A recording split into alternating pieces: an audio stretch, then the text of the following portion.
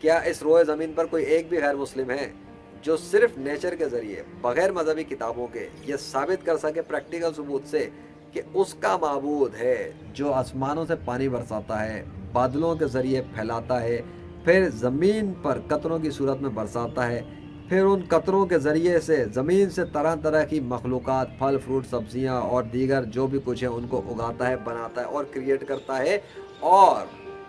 ان پہ کنٹرول بھی رکھتا ہے؟ کیا کوئی غیر مسلم ہے اس پوری روئے زمین کے اوپر جو پریکٹیکل طور پر اس بات کو ثابت کر سکے کہ جو یہ کرتا ہے وہ اس کا خدا ہے یا اس کا معبود ہے اور اس کے سوا کسی اور کے مذہب کا معبود اور خدا نہیں؟ کیا کوئی غیر مسلم ہے جو ایسا کر سکے یا کم از کم یہی ثابت کر سکے کہ اللہ کے مقابلے پہ اس کا معبود ایسا کرتا ہے؟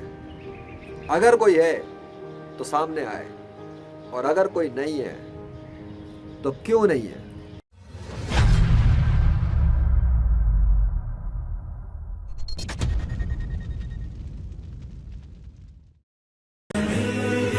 جاہد تجھے کیا کہوں